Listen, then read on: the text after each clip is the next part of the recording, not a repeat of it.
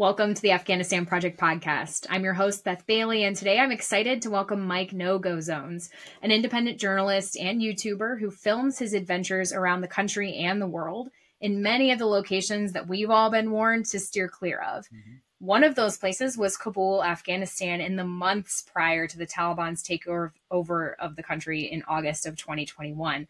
I'm going to link the episode in the show notes because I really recommend that all of you go watch it and see those very last glimpses of a relatively free city now that Afghanistan has come under Taliban control and so much has changed. And, Mike, it's a pleasure to have you on. You've been to some really incredible locations. You have such an awesome understanding of the world because of that. And I can't wait to hear about the things we didn't see in the Kabul visit and how much has changed since you've been there.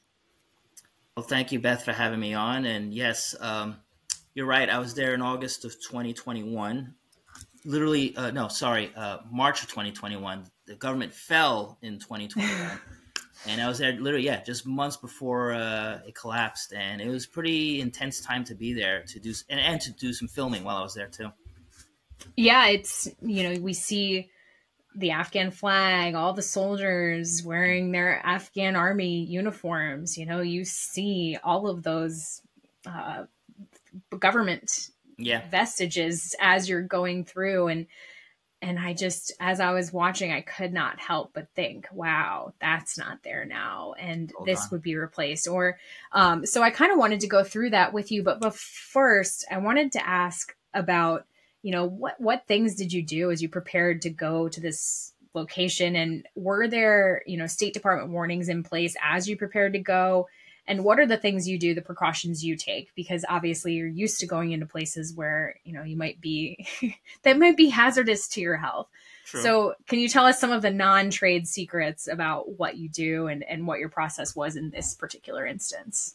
Well, before going to Afghanistan, back in those days, you needed a visa. And people forget, though, during the Republic era, they actually had an embassy in D.C., and to get your visa processed, it was just a matter of filling out the visa application. If you watch my episode, you'll see how I used a website. You mail in your photos. They have to write down why you're going to visit. I told them why. As an American, I wanted to film there. I told them about my web series, and my visa was approved in 2 weeks, and they mailed it back to my house. Yeah, very quickly. That's cool. Yeah, so easy. Yeah, very easy. It was pretty smooth. Now, if you watch my episode, there were other guys in my group, and they're from Ireland, New Zealand. They got their visas denied. So I was kind of there on my own, but that was fine. I still managed to do some filming. But it turned out to be a good episode, and it's kind of heartbreaking because you meet people, and I was talking to them, interacting with them, and they're like, yeah, we're kind of optimistic. And then a few months later, the unthinkable happens.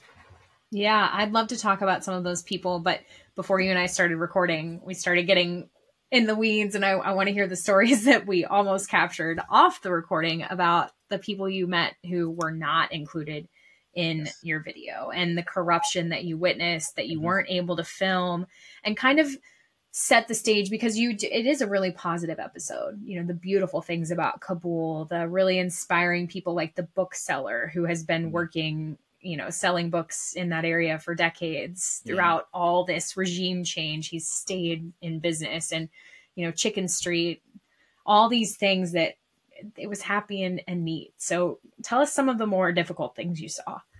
I'll give a couple of examples. I met a married couple. They were both school teachers, and they were happy there. They were educating girls. They were English teachers. So their English was spot on perfect, teaching mathematics, English language. And when the government, they did not want to be filmed, though. And I understand. I will always respect when I film, I always respect their privacy. It's just how I roll. And plus, you don't want to get copyrighted, legal trouble. But they were very intrigued that I was there on my own. On top of it, they were very fascinated. I met them at a cafe. A little story about that cafe, too. I'll allude after the story.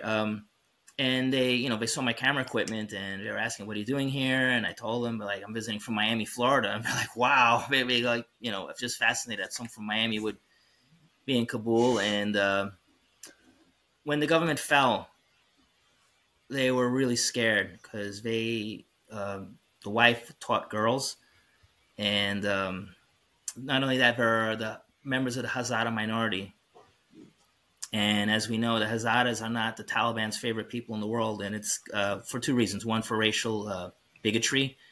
And two, they're a religious minority. They belong to the Shia branch of Islam. And the Taliban being militant Sunnis, they don't look too kindly on that. And they fled for those two reasons to Iran. They're now living in Isfahan. They're trying to get teaching jobs, but because they're refugees, they cannot. Mm-hmm. And they're living on public assistance. And these are college-educated people that were teaching in academies, literally practically begging for money. And it's really sad to see educated people suffer like this. They weren't professional athletes or actors. They were school teachers. Mm-hmm. And I still keep in touch with them on WhatsApp, but checking in on them, and I wish them a happy Eid. But they're hurting, and they're actually missing home because they don't know anyone in Iran. And it's a struggle, but they know that at least they're alive and well there in Iran, because Iran, one thing I'll give them credit for, if you're Shia Muslim, they will take you in, but they probably won't get jobs as school teachers ever again there. And that's it's a real shame to see really kind people like that kind of hurting right now. And my heart goes out to them. Oh, the same cafe.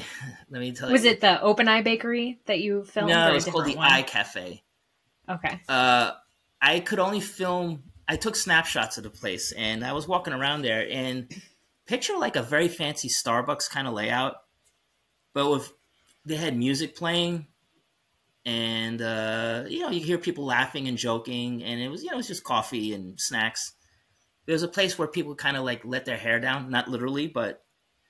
And I saw it. I came across it, but so I'm walking around filming the place, and the owner taps me on the shoulder, and he goes, "Hey, what are you doing?" And I'm like, "Oh, I want to put this in the video." And I gave him my business card and this and that, and he goes, "Hey, listen, you can film here, but only take generic shots of like the coffee or like the window." And I'm like, "There are a couple of people here, patrons that mixed, co-ed, and they're not married." So he goes, "If you film them by accident and the wrong person happens to see, you might put their life in danger." So I'm like, "Oh, please, I do not want to do that." So I just took like a snapshot of like my coffee table, and that was pretty much it. But he kind of didn't want to he's like, "Please don't step on any toes, just be careful." And I don't want to put anyone at risk. I'm not about that. So and coffee was good, by the way. It was kind of like it looked like a cafe that you'd see in like downtown Miami or New York.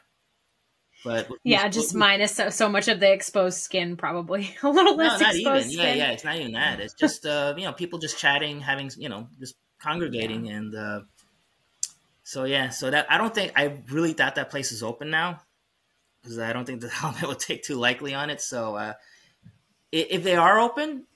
And if someone's watching the podcast, please write in the comments if you are. I'm hoping you are, but I really doubt it's still operating, because Taliban didn't like that place. So. And if they are, then it's probably just men going to get their coffee. Yeah, and I'm sure they're not playing music videos like they were. Gosh, no. I remember I walked in there, I heard a Beyonce song when I was walking in there, so I really doubt. I'm sure the music is now turned off, so. Yeah, not even Beyonce's latest country music would be allowed. Like nothing. Oh, let's get real here. Okay. I wanted to say, about the couple. I was kidding, by the way. Totally kidding. That's hilarious. But the Shia couple made me think about a couple things that I saw in your video. That you went to the Shia shrine, yes. I think Saki shrine, yes, the Saki and then Chicken Street too is it's a highly Hazara area, is it not? It's more commercial. Chicken Street is like the commercial hub. That's where all the tourists go shopping for the daggers. Okay. carpets, rugs, trinkets to take home. I bought a cool T-shirt there. Okay. Things like I that. thought I remembered because the ISIS also hates the Shia Hazara minority and has staged several really deadly suicide bombings in Hazara populated areas of Kabul since the Taliban's takeover, just to remind people that, you know, it's not safe here. And I thought that some of them were on Chicken Street. I must be mistaking it for a different street in Kabul. A lot of them were around there. So it's another reason that this couple, it's not just the Taliban who pose a problem for them. It's the fact that ISIS still wants to kill all of the Shia population and is making life very difficult for them. And it hurts my heart. I hope that all I hope for is that one day what you saw in Kabul can happen again. And unfortunately, what you saw took 20 years of effort to bring about again. And so it's a question of how far have we gone backwards and how long will the Taliban be able to hold that out? It's a very murky and sad scenario. Tell me about, though, because we were talking about this beforehand too, the previous government was not perfect, and you saw some of it. So tell me about that. What did you see that reminded you of that? I'm riding around my guide, and traffic, I've seen traffic in Baghdad. I've seen bad traffic in Beirut, and I've seen bad traffic, Lima, Peru. But the traffic in Kabul was beyond chaotic. I mean, it was just a mass of people just cutting through and massive cars. And I made the joke in front of my guide. I go, wow, the driving here is really bad. And he starts laughing. He goes, hey, don't be too hard on us, Mike. He goes, a lot of the drivers can't even read. And I'm like, wait. Okay, so how does this work? How do you get a license if you can't read? And he starts laughing. He goes, oh, it's easy. Just go to the government office. You tip the guy $50, and he'll get you the license. I mean, you can barely, as long as you can sign your name. And then he goes, if you give the guy $100, he'll deliver it to your house. He'll actually write out to your house and give it to you, hand it to you personally. I'm like, wow, okay, $50, $100. And that was one, that he made me laugh with that. And then my experience at the post office was one for the books. Normally, when I buy postcards, because I figure what cooler thing would it be to get a postcard from Kabul from me, of all people. So I had a couple of friends I wanted to send them to. And I get to the post office, and I have my stack of postcards like this, and it looks like a train station, like people walking back and forth. It was packed in there, and I was so lost. And I thought, you just go to a machine, pay for the stamps, and you throw it in, just throw it in the mail slot, and that's it. You're done. Oh, no, it wasn't like that there. Luckily, one of the employees saw, I kind of stuck out while I was there, because I think that day I was wearing my jeans and T-shirt and boots. So I looked as Western as possible. And one of the employees there saw me, and he's like, can I help you? In perfect English, can I help you? And I'm like, yeah, I don't even know where to start. And he actually guided me through the whole process of buying stamps there, which was, first you had to stand on the line, pay for the stamp. They didn't give you the stamps. They gave you a receipt. They gave you this piece of paper. Then you had to go wait on another line to get the stamps. And then when you got the stamps, you couldn't put them on your postcard yet. You had to wait on another line where they did that for you. And then there was the last line where you can actually mail it, put it in, mail it. This process took me about 40 minutes. Some that should have been in and out, 40 minutes. So it was line after line after line after line. And then it was funny. I went back to the hotel, and the receptionist, the guy joked to me, hey, did you mail out your cards? And I go, yeah. And I told him the whole experience. He started smiling. He goes, yeah, that's very normal here. I'm like, wait, what? Wouldn't it be easier to make it a little more efficient? He's like, well, this is how it is. There's the minister of the mail or whatever. He has to hire all his cousins, his brother-in-law, his sister-in-law. It's a lot of nepotism going on.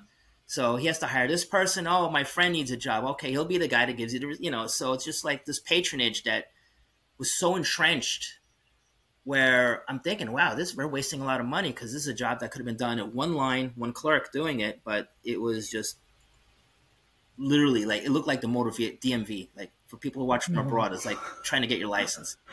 Now I'm just mailing postcards. I wasn't getting a license, so I'm thinking if it's that complicated for mailing postcards, imagine what it's like to get to buy property or to do anything, to get a license to practice medicine. I mean, I can't imagine the hoops people had to jump through just to go on with their lives. So that was my little taste of how upside down things were under the previous government.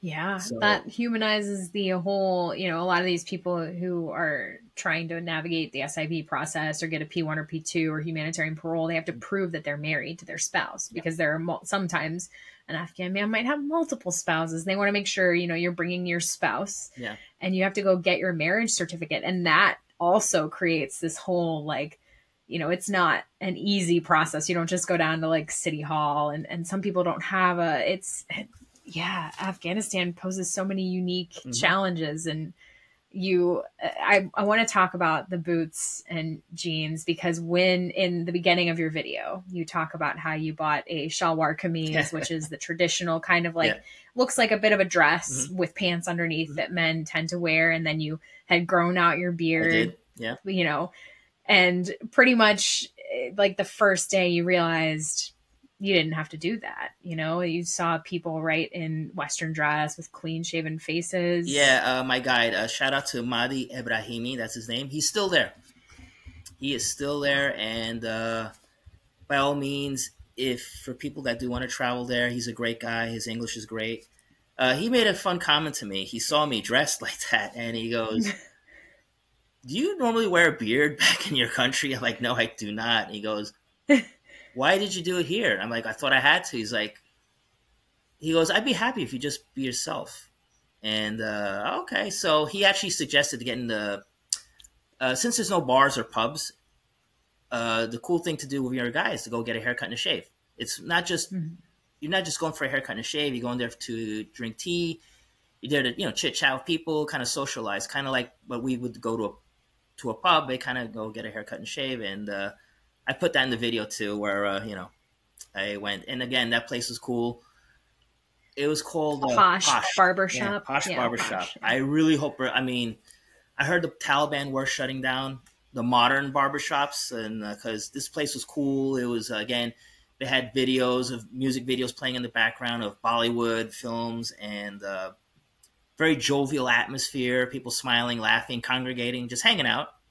A lot of people weren't even getting haircuts. They're there just to, drink tea and hang out with their buddies. And I'm like, oh, this is the cool place to hang out. And I heard a lot of them got shut down. So again, it's a real shame. Yeah, the male experience of barbershops is so similar to the women's experience in the beauty shops that got shut down. And we know why the women's shops got shut down. It's because they don't want women congregating in public. Or using, makeup or trying to do anything because, you don't need to see the face. They just need to be at home and making more babies that can be radicalized in madrasas. But with men, they can't shave anymore. And I've heard from some men, they're really frustrated because you can't even have certain haircuts anymore. It's like you need to have Taliban approved haircuts. So hopefully that place is still open and able to issue Taliban approved haircuts. I know. And at least they can have an income, And so you don't know, you haven't? No, I have no idea. So again, if anyone's watching and living in Kabul, put in the comments below. Is Posh Barbershop still open? Now, it's they're really cool people. And again, they're always intrigued when they ask you where you're visiting from. I go, Miami or USA. They're like, wow, oh cool. They always ask me, is it like what we see on TV? I'm like, yeah, pretty much. Oh, that's they knew a lot of references that I was really surprised. Like the Bad Boys movies, were very popular. Oh my gosh! Yeah, they knew about it. I'm like, wow, they really knew up to date with a lot of things. Yeah. Now, mind you, I'm talking regular people, not with militants or. They probably weren't out in force when you were there, I'm assuming, with Not only the that, I government think presence. also if you were of that mindset, you wouldn't be hanging out in a modern barbershop to begin with again, with Bollywood movies playing in the background and music blasting. I don't think that would be their first place to hang out. So I don't think so, and I don't even think they could have at that time, and that's why it's so, for me, having spent my entire life here in the U.S., it's just very amazing to think of how quickly a regime change could take place, where you go from one day operating your shop under one government, and the next day here's a militant group that has taken over your country again. And can you go back to your shop? And that's so destabilizing. It is. Because I'm sure now we have to negotiate. Okay, you can't do this, can't do that. Again, with the haircuts, the music videos, just. Gosh. Yeah, so many things. And I wondered too, the Safi Landmark Hotel looked like a beautiful hotel. I wonder, is that still operating? Yes, I think it's just called the Landmark Hotel. And I'm going to tell you how I still know it's open. I won't ask. No, well, Harry Jaggard is a very big YouTuber, much bigger than me. He is one of the people that I kind of wanted to pick on a little, because he was in Afghanistan 4 months ago. And he stayed at the same hotel I did, because I watched his video. Oh. And again, listen, just to clarify there, I have no problem for anyone doing what I do or adventure travelers go ahead. My issue with these content creators is the love affair and the shilling and saying, oh, I feel this is great. The Taliban are so kind. They're so nice to me. And my thing is like, of course, it's going to be nice to you. They see you have 1 million followers on YouTube. But they're not stupid. They're not going to slap you around or do anything bad to you. They're going to give you the best time they can, because they know with 1 million followers on social media, of course they're going to roll out the red carpet. That's just the way. We're not dumb. And sorry, and the Taliban of today is different from the Taliban in the 90s. The Taliban in the 90s were, I don't say they're more, they're still brutal, but this new Taliban, they're just more savvy. That's the right word. Because the old Taliban would actually, they banned television, for example, and they'd hang TVs in public squares. Kind of dumb, but, it's idiotic behavior. It's troglodyte behavior to hang a TV, to make a point. This time, we got a little savage. Like, hey, you know what? That we're not going to win any fans that way. But if we show all the influencers, like, hey, serving and taking them out for dinner. Let me take you to my house. Let me be your host. So of course the influencers like, oh, cool. They're being nice to me. They're not as bad as media says they are. That's interesting. You're the first person who has said that the Taliban are different, that I haven't immediately gone, stop. Because you're right. They are not doing, like you showed the pool. I hope everybody goes and watches and sees the pool where the Taliban threw people off the diving board. It wasn't a pool anymore. It was now, a death area where they would throw people off and let them die on impact at the bottom of the pool. And we're not seeing as many of, these stonings in the arenas. We do see them. They're happening, but it's not, the Taliban know that people have phones. They know that they can take videos. They're still killing people. They're still killing government personnel, military personnel, but they tend to do it in ways where it's not going to be as visible. They'll take people out, throw them in the desert in a hole. I've seen plenty of videos and footage of killings of people, and they are heinous. They are not faked. They are, it's horrid, but they are very good at saying, hey, come on, we'll show you what it's like here. It's great. This is Lord Miles is a perfect example of and I wanted to, let you just tell the whole story, because I know some of it, but I think you are probably way more well-versed in Lord Miles's story. Just to be clear, I never met him. Yeah. He's from England. He's his content, I've seen his other videos are pretty good. I'm sure, I don't know if he had the bad intentions to do what he did, but this is the story. He went there. He was actually in that. I found out he was in Kabul the same time I was. But I left. He stayed. He actually stayed until the government fell. And he kind of made his name when the Taliban marched in. He got, I don't know how he did it, but he got hold of all this Taliban merchandise, like headbands and the logo and all that. He made a killing selling the Taliban merchandise online. Crazy. But hey, I guess he found his niche, and he was like the only Westerner selling Taliban merch online, and he blew up. I mean, he really got him moving.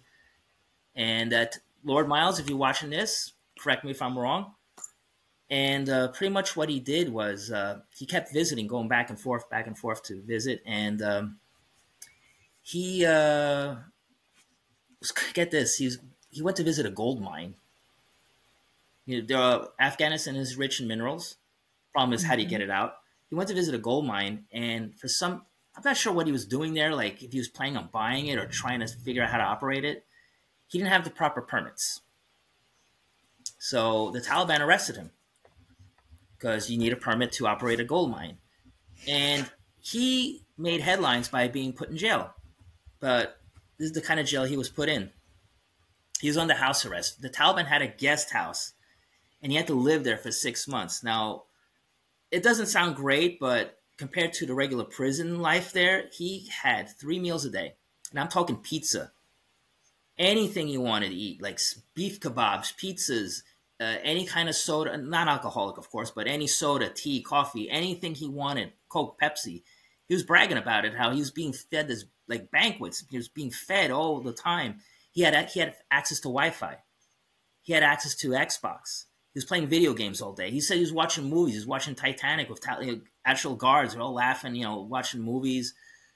So does it suck to be under house arrest? Of course it does. No one wants to be locked into a house, but his prison term was not no beatings, no isolation. How many prisoners get to watch movies and play video games all day? For me, it sounded like he went on a 6-month vacation. Yeah. So when he got arrested and when he got let go, he went back home. That's when he made the headlines, because the British government, BBC, I think, reports like, "Oh my God, this poor guy's been in the Taliban prison for 6 months." But little do they know, he was being treated pretty well. So that's kind of like how he made his big headlines. And then, although he was pretty big on online before, but this really, put him over the top. So he kept going back. He went back again to Afghanistan, and he went there to do business with the Taliban. And then I saw his final video from Kabul. He refers to the Taliban as his Talibros. These are my Talibros. They're great. They're great. And in all the material that Lord Miles has done, not once did he mention the how they shut down the schools for girls, or the Academy of Music. There's a song, I don't know if you have Hulu online. I think it's on Hulu or Paramount. Oh, yeah. It's called "The Last Song of Kabul." It's a mini movie. It's a documentary about the music academy in Kabul that had to shut down when the Taliban took over. It's a really beautiful piece of work. They fled to Portugal, and he never once mentions that. He doesn't mention the plight of the Hazaras. Before the Taliban took over, Kabul actually had a tiny Sikh and Hindu minority. They're all gone. They all got chased out. He never once mentions that. He doesn't mention any of the abuses that the Taliban are doing. And not one of these so-called influencers also mentioned the fact that the Taliban were hosting, I don't know if you know who this is, Ayman al-Zawahiri. Oh, yes. Yes, he took over Al-Qaeda. After Osama bin Laden died, he took over Al-Qaeda. And he was living in Siraj's Haqqani's house. Mm-hmm. Sorry, I got his first name wrong. He was a guest, like an honored guest. And, when you're a guest in that culture, you're treated like a king, as I was. I was treated very good. And the Taliban in the Doha Agreement swore that they will not host any terrorist organizations. And who do they find living there, treated like a king? That guy. And I mean, well, no, he got killed in a drone strike by the U.S. government, which I have no problem with. You know, I applaud it. But what was he doing there? And the Taliban denied. They kept saying, we did not know he was here. We did not know he was here. It's like, how can you not know he was there? Especially staying at the interior minister's house. Come on, you can't. You knew he was there, and he was guest of honor. And they broke their pledge. Well, it broke many pledges, but the pledge of not hosting any foreign terrorist groups, that went out the window. Yeah. Oh, yeah. That's the thing is, Lord Miles, if he does listen to this, which is highly unlikely, it's like, what about the American humanitarian who's in Taliban jail right now, who is so close to death that his wife is begging. She didn't say anything for the longest time because she was afraid that if she said something, they would kill him. And now she started begging the administration, like, do something before he dies, because they are starving him and treating him like crap. And I've been trying to cover that story for months now. And I don't think anybody wants to put it in the media. They want to keep it quiet from the media, but like, that's not okay. What about, Lynn, I was trying to figure out O'Donnell. Yeah. Lynn O'Donnell. Do you remember her story when she's an excellent writer. She had written many stories about the bad things the Taliban were doing from the get-go, like going into villages. When they would take villages, they would find all of the unmarried women of a certain age and marry them off to Taliban fighters. And she was reporting on this. And then she traveled to Afghanistan. And all of a sudden, at the time, I was working on a piece about bachabazi and how the Taliban, for the longest time, people would say, oh, well, the only good thing about the Taliban is that they don't allow bachabazi, which is boy play. And it's when, older men use young boys for sexual exploitation. Well, the Taliban is absolutely engaging in bachabazi. And I'm writing about it and I'm terrified. I'm like, oh my God, I'm going to get on a Taliban kill list here in the US. And as I'm doing this, Lynn O'Donnell starts tweeting these very strange things about, I take back in bad English, poor English, I take back everything I've ever written. I was lying. I was, blah, blah, blah. She was in Afghanistan. They forced her to write those tweets. Wow. So that, and then put her in jail. I think they arrested her until she wrote the tweets and then finally let her go. But she went back home and immediately wrote a thing eviscerating them and talking about how horribly she was treated. So, Lord Miles, when you're carrying water for the Taliban, they love you. Oh, when you're not. I told you. Anything he wanted, they said. Right. He even said they ordered sushi for him one night. He got sick from it because it wasn't good sushi, but right, because you don't order sushi in the middle of a landlocked country. I'm listening to this and I'm like, I'm gonna vomit. Yeah, it's like really wow. They're really bending over backwards to get you sushi. Unbelievable. Yeah, and that's the kind of thing that we see here. I had an American woman try to tell me that really it's fine for women in Afghanistan. It's really great. You can get out, you can go around as long, and women love to wear the veil. And I'm like, I talk to a lot of women who do not love to wear the veil, and they do not love sitting in their homes and not being able to work and not being able to go to school. And, no, I'm sorry, you're wrong. Like you're carrying, there are a lot of people carrying water for the Taliban right now. There's quite a few of them. And then there's another one, Wandering Emma. Okay. I don't know her. She's pretty big on YouTube. She's probably a nice lady. I actually made a comment. She actually visited my hometown in New York, and she wrote a nice comment, and she actually replied to me on YouTube. But she was in Afghanistan. She did some filming. Feel free to watch. And they gave her free access to do whatever she wanted. She could walk around alone at night. She went to the markets. She went to watch the Friday prayers. They gave her, again, rolled out the red carpet for her. Free reign. She could eat, all the kebabs she wanted, all the biryanis. I mean, it was, again, treated like a queen. And she kept saying in the video, wow, I feel so protected. I feel so safe. I feel so this. It's like, yeah, because you are a Westerner with a large following on social media. Of course, they're not going to do anything in front of the camera.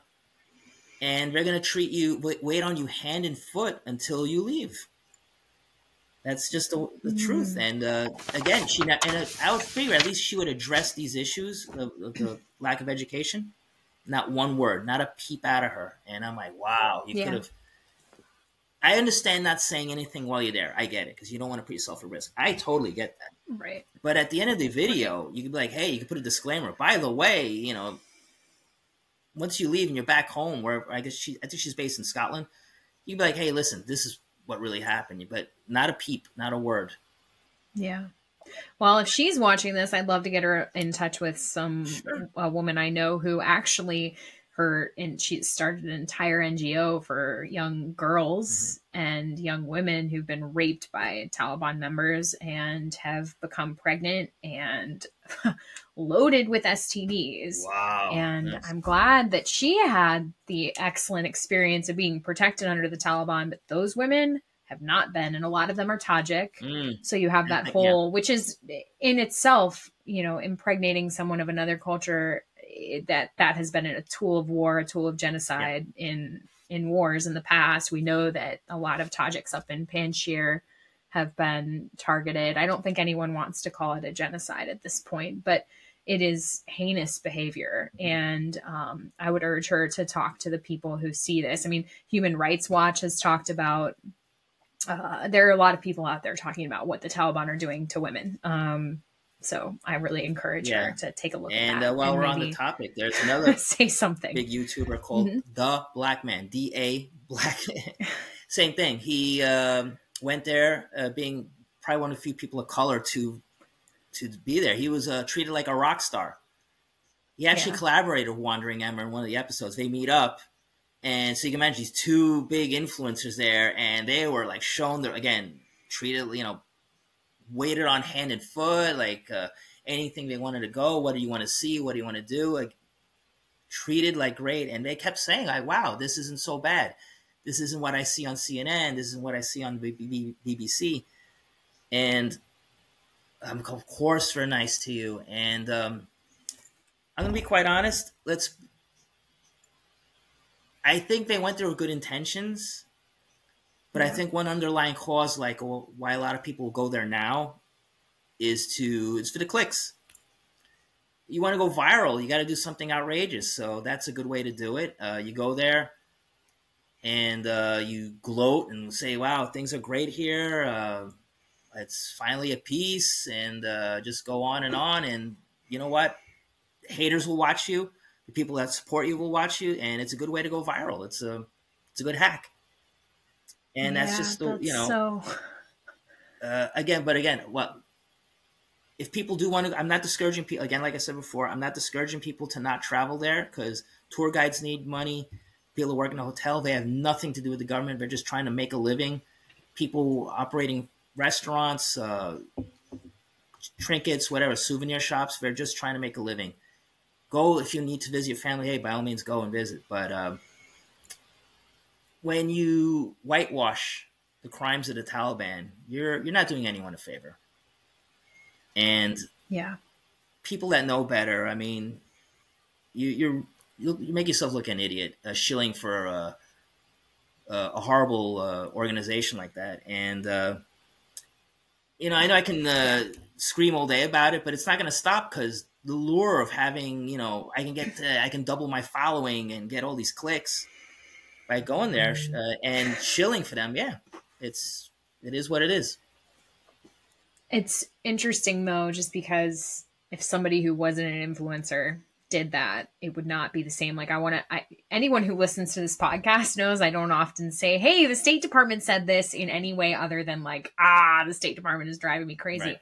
But when I asked the State Department about that case of the individual in Taliban jail, in their response, they said, we do not, we urge Americans, do not go to Afghanistan, because you just don't know, I mean, maybe they say, hey, you've got some followers and we want to do, but maybe you do something that pisses off the errant Taliban guy, or maybe you make some cultural snafu, or maybe you, it's just, to me, I would say the best thing to do is to not do that. Right. But I understand, that's, what you're doing is stuff that I'm very risk averse. I don't think I would ever have the guts to do the things that you've done. And it's awesome that you're out seeing those places and showing people too, that maybe some of the places that we think are not the best places are just full of humans trying to get by in difficult, like a difficult environment. But if you wanted to go, I mean, would you ever go now? No, I wouldn't. Why is that? I don't want to support the government. I mean, I just don't. I don't want to recognize them either. You asked me earlier about getting visas and all that under the old regime. Said earlier, another reason too, be a little weary. If you're there going, the American embassy is not operating there right now. Right. We don't recognize the government. When I was there, it was operating. So worst case scenario, if something really would have if things would have really gone bad, I knew, well, the U.S. Embassy is operating. I can always run there and figure it out. Or God forbid my passport gets stolen. Anything like that. Now, if you go there as a tourist now, your passport goes missing, gets stolen. What are you going to do? I can't even imagine, because I know people who've had to flee across the border to Pakistan, and then they go to the embassy in Pakistan, and the embassy's like, hey, you didn't stamp your... Yeah. You don't have no, sorry, no, like, we're not going to help you. So yeah, that's a very good reason. I think, but the big thing, recognition, you're right. Don't recognize these people. They are not a competent government. They have kept half of society under house arrest virtually. There were some Talibans who even wanted women to only let one eye be veiled. Because it's like, oh, they only need one eye to see. Right. And then they can cover their hands too. It's like, are you kidding me? Right? Like, tell me you're kidding me. Every time I think, oh, they've reached the end of what they can take away from women, I'm so frustrated. I just threw my pen. It's like there's something else that they take away. And it's just, you're right. Every person who goes there, even if they don't intend to, they're saying, hey, yeah, you talked about the minerals. The Chinese are working real hard to mine those minerals.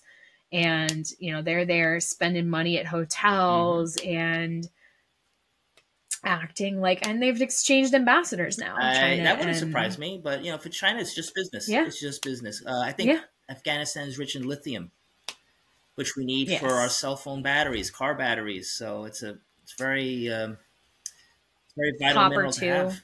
And copper too, and natural gas. So I don't be surprised if China does more and more trade, because hey, for them, business is business. We don't care what they do there, and they just leave it at that. Right. But it's but I think now if people want to go, they have to go to there's a consulate in Peshawar. That's the most common way to get in. You go there, and I think it's operated by the Taliban. And from there, you can get your permit to go in, and you cross the land border, and from there, you can go straight in. So I haven't been to Pakistan yet.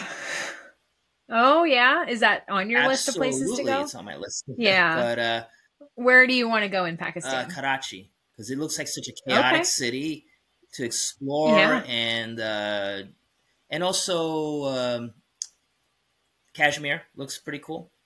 Okay, yeah. I mean, every time I hear that, I think of Led Zeppelin. Yes, same here. I'm a big fan. Yeah, right. But, right. It does look like a fascinating city. Like again, the name of my web series is No-Go Zone, so I gotta go. I gotta check it out. Yeah, I'm sure there will be cool places to see in Pakistan, and gosh, and I hope that one day you get to go back to Afghanistan, because there's so many, I don't think you got to the renowned park that they banned women from. The Taliban banned women. Let me give you the story why I couldn't go. Oh, yes, hey, okay. I can't believe I left this out.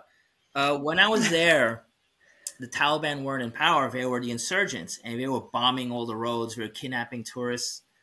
Kind of weird. Like, the one thing you hear all the apologists talk about, like, well, things are better now.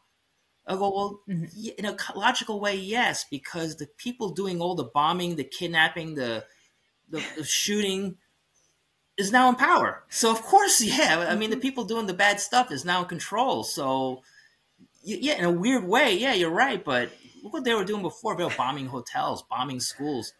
So when I was there, the Taliban were in control of like 2/3 of the country by then.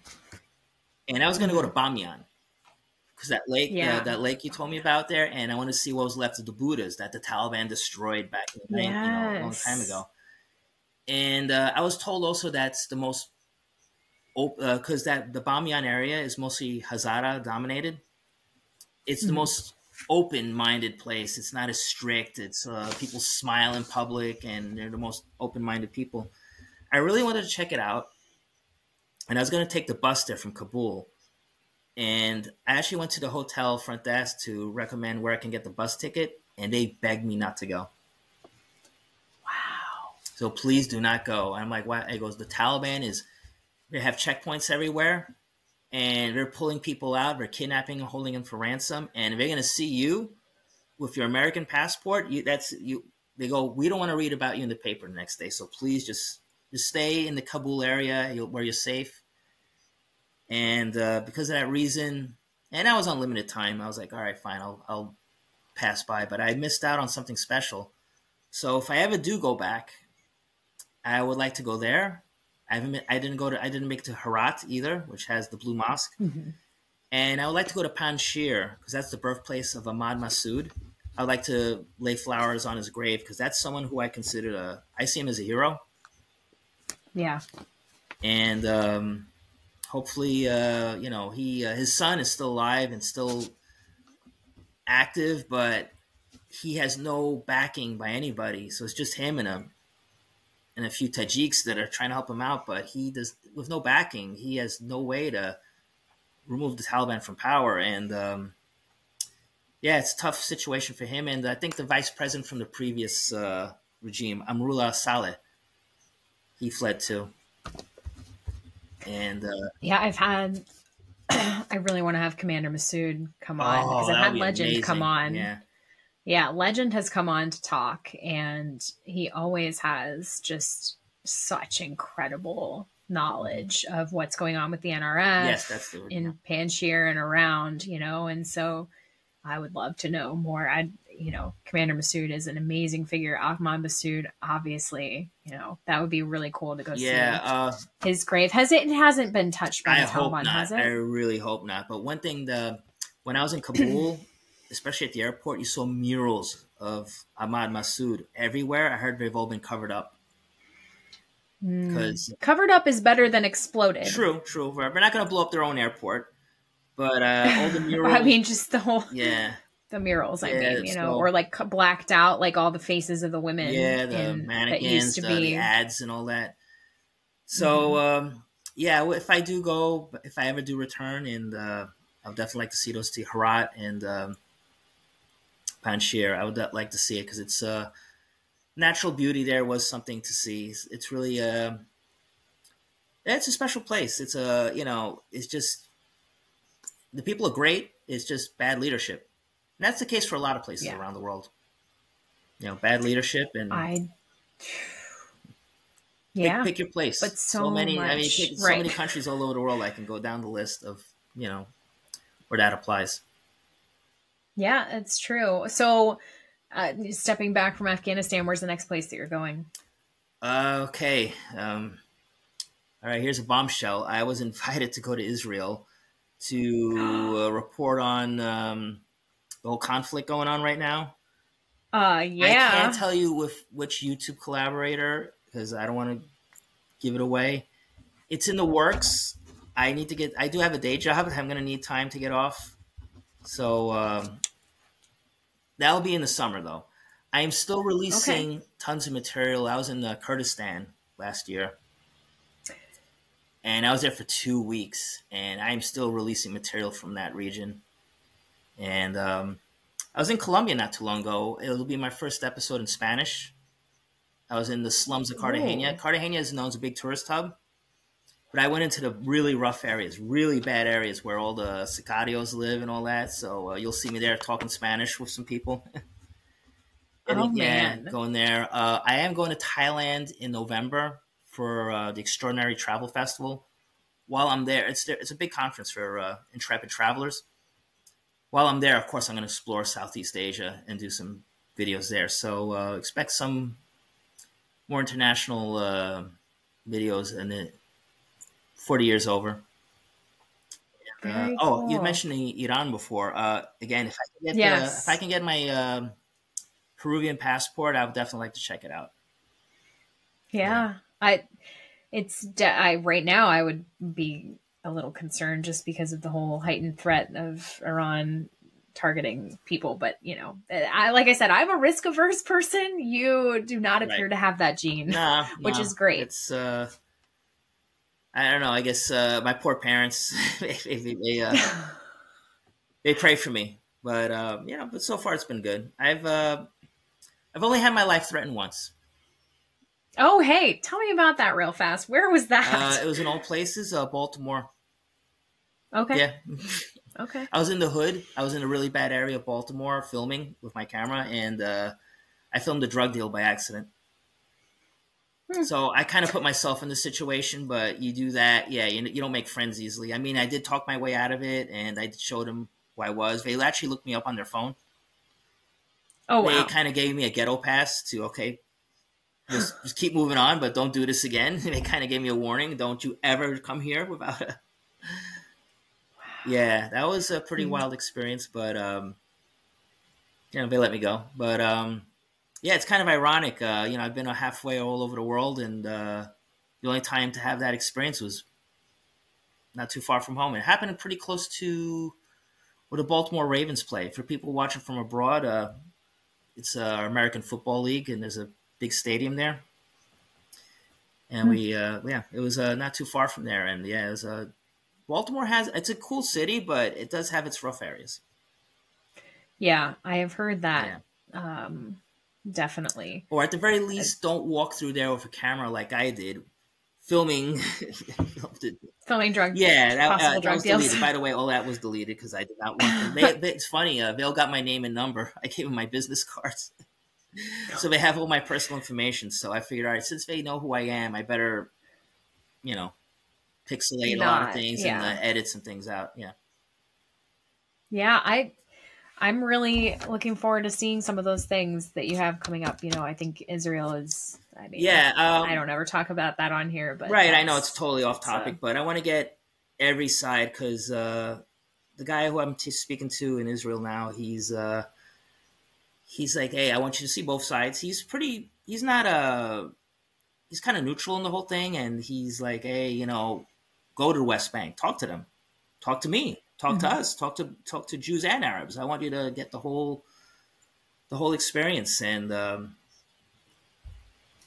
we'll see. Hopefully I can make it work and do that. That's going to be, but you're the first to hear that. I've been kind of keeping that under wraps for a while because it's kind of a controversial topic right now. No matter where you stand, it definitely get a lot of people definitely get a social media clicks and the keyboard warriors all up in a bunch.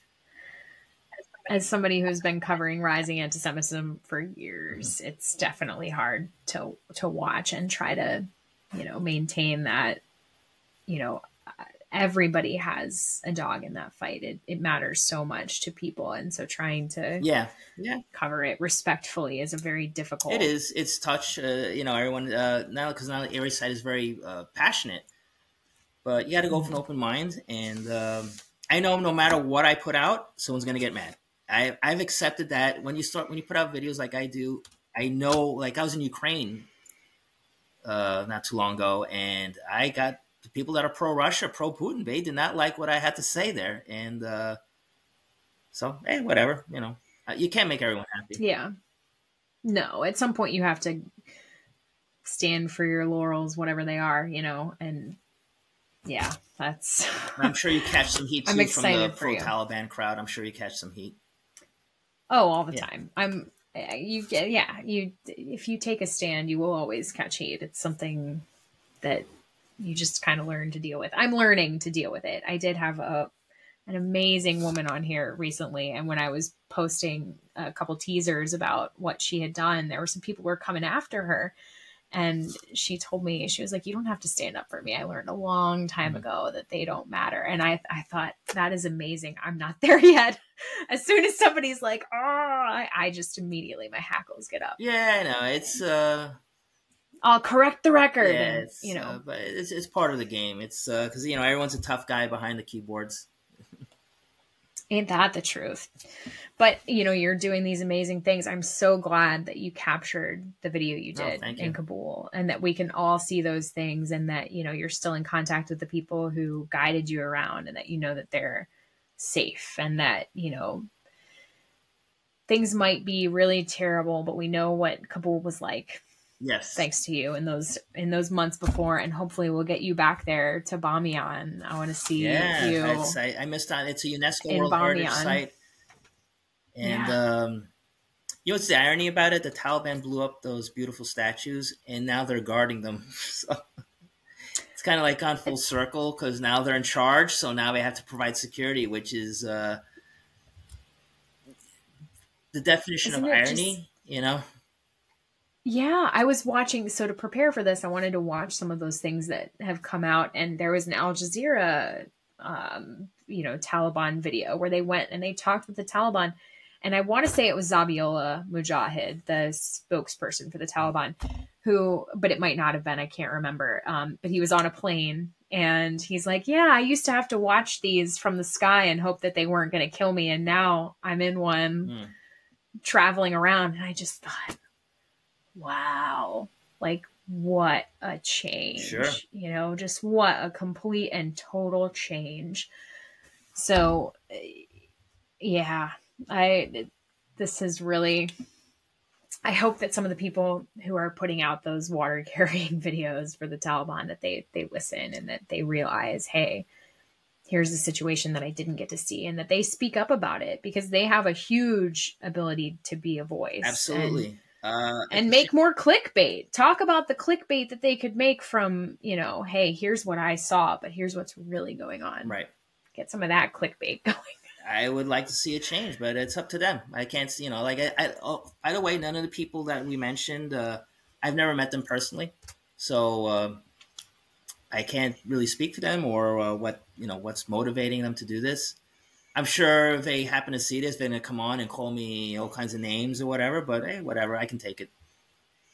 Hey, I'd love to have them on here, because Sure. honestly, they saw what they saw. Right. I don't think that they're faking what they saw. No, it's not fake. The thing that I want them to know is that there's a lot more behind the scenes, and I want them to see it so that they can understand and speak out against it. That's all I want. Sure, because they have such a huge voice. Harry Jaggard, he has over 1 million followers on YouTube, so he has the audience to. Yep. Now, I guess also maybe another reason they don't want to go hard on the Taliban is that if they ever want to go back, they don't want to jeopardize that. That could be it too.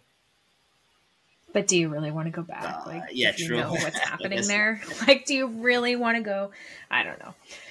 Well, Mike, I've enjoyed this so much. I really want to once again urge everybody, go watch the video. It's a really great video, and I wish I could go to all the places you mentioned that I'm looking at now, because I wrote down all their names, and one day I want to see it. Wazir Akbar Khan Hill, the largest Afghan flag flying again. Yeah. And can I say a shout out to Mahdi Ibrahimi? Yeah. He's the tour guide that I use, that you see him, and he's still there, and he's trying to make a living. He is doing the best he can. I have him on social media. I think in the video I have his link. I put his Instagram in the video. So if for anyone that has to go for whatever reason, whether it's humanitarian reasons or to visit a relative, he's the guy, because he was really kind to me. He's well educated. He's hospitality was great, very appreciative, and just send a shout out to him. I want to say thanks to him, because he's really good. He treated me like family. I'll plug a SEAL app then before we close, because, with a SEAL, you can send aid, like food aid, monetary aid, to any recipient who has an OMID ID. And I think you could probably get an OMID ID if somebody wanted to send Mahdi some funds so that he can make ends Sure. meet while there's not as much tourism, or anybody. If you are watching this and feeling compelled, you can go on, you can buy a food package and say, let a SEAL decide who it goes to, because there are so many people now, just like that family that you mentioned who's on public assistance in Iran. Yeah. There are families all over Afghanistan like that, who used to be teachers, who used to be doctors. I know of a therapist. I had her son on, and she's at home, doesn't know what to do with herself. Yes. At home, not able to leave her house. Their family is economically fine, but I know of other people who are not. So if anybody wants to make an impact, you can make a huge impact on a SEAL app, especially now with, I don't know if they'll still have their Eid initiative by the time that this is over. But right now you can just donate like $15 packages of aid or $5 packages of money aid to people. It makes a huge difference. So I'll provide links to that and to the YouTube video. You can find all that stuff in the show notes. And just as one of our regular calls at the end of the episode, if you are an Afghan listener and you have a story to share, please share it with us. We want your voice on every single episode, because that is what makes this podcast. I don't think we've had a letter for a couple weeks now, and it makes me very bummed. So send anything that you want to share to the Afghanistan Project Podcast at gmail.com. Mike, thanks again for taking us back through your travels and talking about all that's going on now. I appreciate you coming on and sharing your time. No, thanks for having me on. I really appreciate it. And to everyone, if you follow me on Twitter, follow Beth on Twitter. She's good. I got a good profile now. You got good stuff there. Well, all following chain. Yeah, I appreciate it, Mike. You've been supportive of this podcast since before it even came to be, and it's just awesome to have you on. So to everybody, I want to thank you all for sharing your time, as always, supporting the people of Afghanistan. Make sure, if you've enjoyed this episode, follow us on our YouTube page. Make sure you enable notifications so that you can hear about future episodes. And Tasha Kaur, hope to see you again soon. Okay. All right. Take care.